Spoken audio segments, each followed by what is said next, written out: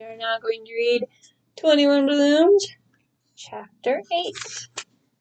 Right after an intermission, we have Professor Sherman right there in bed, being tended to by the people around him. Get started. During the intermission, the mayor and chief surgeon of San Francisco General Hospital rushed to Professor Sherman's side to see if he was all right. "Are you tired?" they asked in one voice. "Would you rather resume tomorrow?" asked the mayor. "How do you feel?" asked the chief surgeon. "Is there anything we can do for you?" "I'll feel fine," said Professor Sherman. "Would you like one of those nurses to change the drinking water in your café?" asked the chief surgeon. "I don't care. It tastes all right to me." "Could I fetch you a little refreshment?" asked the mayor. "Something to renew your strength?" "If you insist," said the professor. The mayor ran off at a fast pudding trot, while the chief surgeon busied himself tucking in the comforter on the professor's bed. It should have been obvious to anyone, even to such important personages as the mayor and chief surgeon, that all Professor Sherman wanted during this intermission he had called was for a few minutes of rest. The mayor came back with a nip, and the professor swallowed it again in one gulp. Then, looking at the mayor and the surgeon, he said, with a smile on his face, "You know, gentlemen, this, to me, is very funny. A little over a month ago, I was an insignificant arithmetic teacher who would have found it almost impossible to get to see either one of you. Now, you are waiting on me like a pair of well-trained valets. I thank you for your kind attention. It goes to show how wonderful ballooning can be. You never can tell where the wind will blow you, what fantastic good fortune they can lead you to. Long live balloons," he shouted. The mayor and the chief surgeon joined in with a few sheepish giggles, then backed away.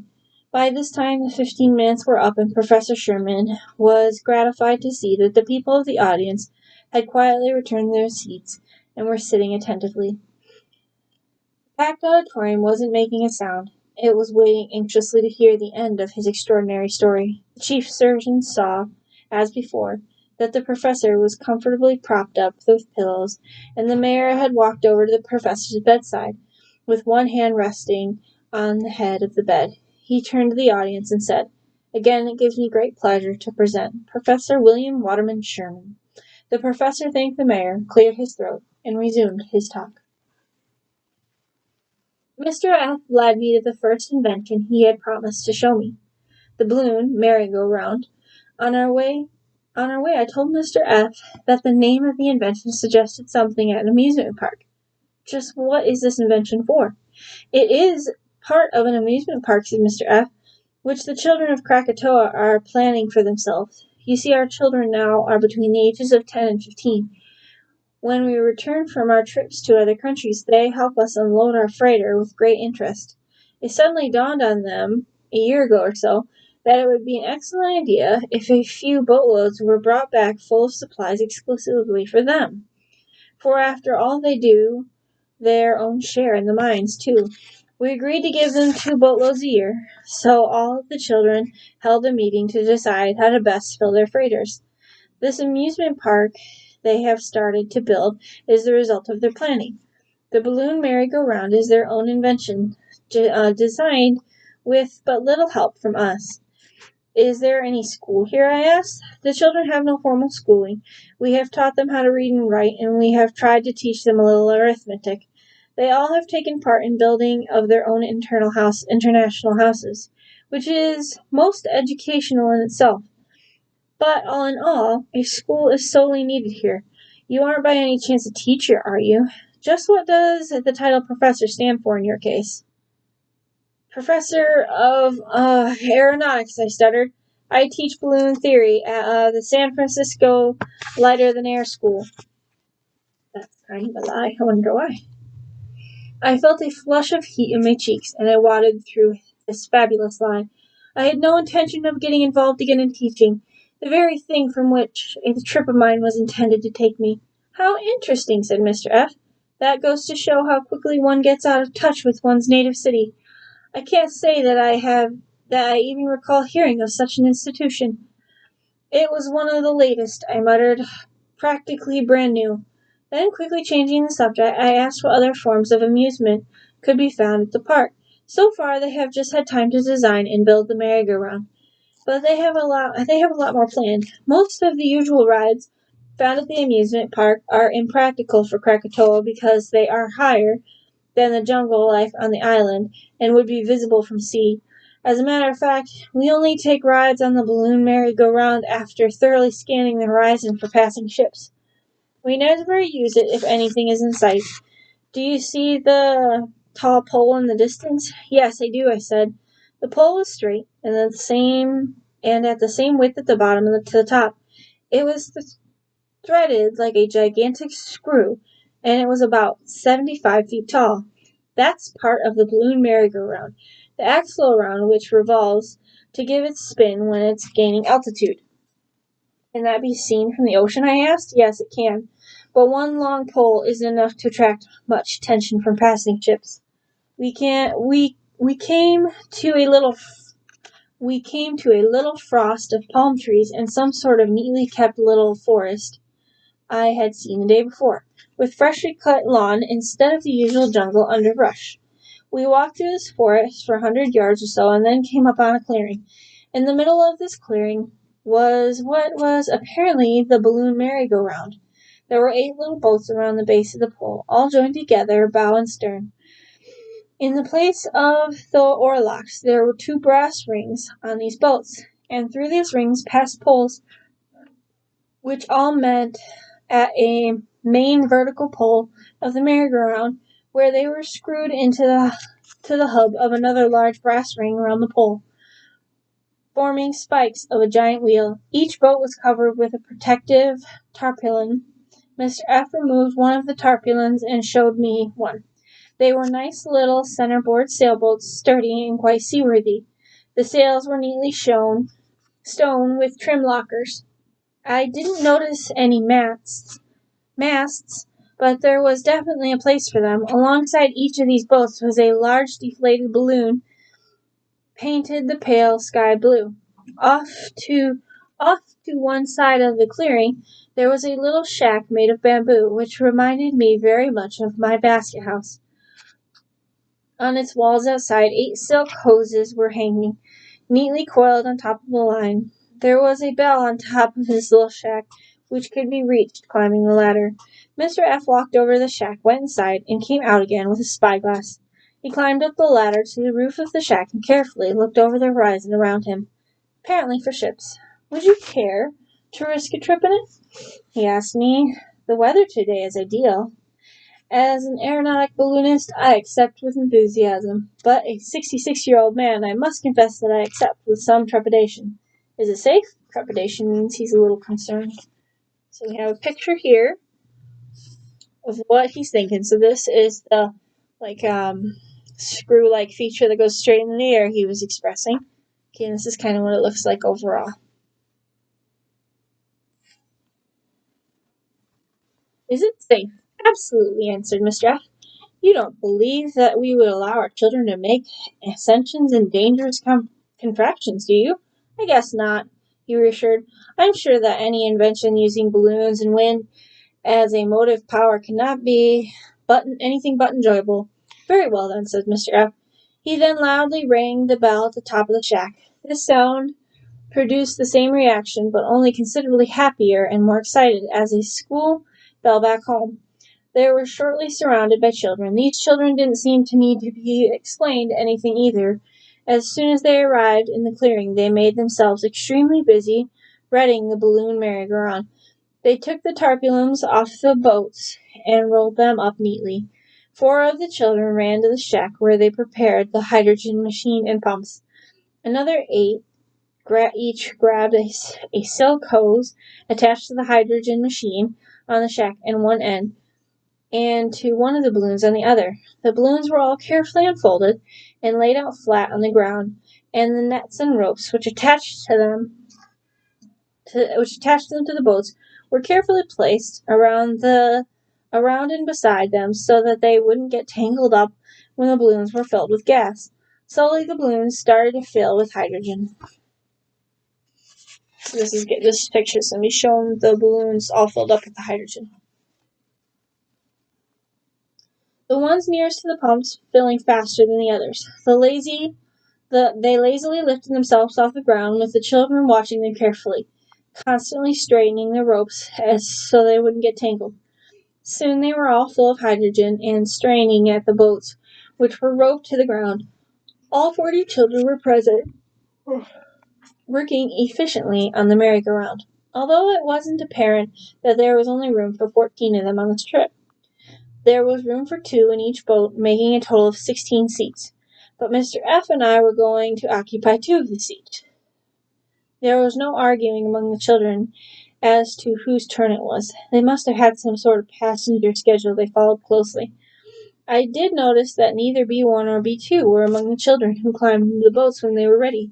I suppose that this was because it was the B day of the month of the Lamb, and they had plenty of work to do at their British top house.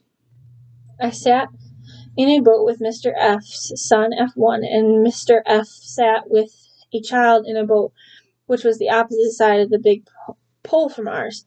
This will make the merry-go-round balance better, said F1. There were 2 children on the ground near each boat. When we were all aboard, they detached the silk hydrogen hoses and rolled them back up to the shack, where they carefully hung them up. They then returned to us, and one held a rope at a bow of each boat, and the other held a rope at the boat's stern. One of the children passengers had a blank pistol and a short used from the starting races at the track meets. One of the children passengers had a blank pistol, the sort used for starting races at track meets. He stood up and yelled in a high, clear voice, "Is everybody ready?" A shrill and deafening yes was heard, mixed with the deeper voices of Mr. F and myself. At the signal, the children standing near the boats all gave their ropes a sharp pull, which seemed to unhook the boats from the ground, and they all ran around the pile in the direction where we were heading, giving us a good fast start. The boats were joined together to form the rim of a wheel. The poles going through the brass oarlocks of the boats formed the spikes of the wheel. The spokes were all attached to the big brass spring, or hub of the wheel, and this whole gigantic merry-go-round revolved around the 75-foot pole, which was pointing straight up into the sky and was threaded like a screw. The balloons lifted the boats around and around, and the huge screw into the air. The balloon merry-go-round gained speed as it gained altitude. The pole was well greased, so that by the time we neared the top, we were going very fast. I asked F1 what happened when we reached the top of the pole. Do we quickly deflate the balloons and revolve back down to the ground around the pole, or are they in the opposite direction? Of course not, said F1. We fly right off the pole into the air. How do we keep the wheel straight when it's in the air? You'll see, he said. We soon reached the top, and the merry-go-round launched upwards as it lost its grip on the pole. The wind immediately started to carry us off over the island. We were gaining altitude fast, and of course still spinning around at great speed. I must admit this was a truly delightful and exciting ride, unlike any other balloon experience I've ever had. I saw now how the boats were kept level. The children in each boat had the ripcord of his boat's balloon. Whenever a boat went a little higher than the others, the ripcord would be pulled, releasing the hydrogen until the boat was again on the same level. You must only be able to take short trips, I told F1. If you constantly have to release gas to keep the merry-go-round level. That's right, he answered. The length of our trip depends on many things, such as the calmness of weather, how well we distribute the weight on the boats, and how skillfully we control the ripcords. But you understand, he said. The balloon merry-go-round wasn't built for travel, but rather for short pleasure trips. Oh, of course, I said. The balloon merry-go-round was heading directly for the mountain. I saw that we were going to fly over it. I asked F1 if this was not dangerous. It isn't dangerous, but it's rather unfortunate because it always means a short trip.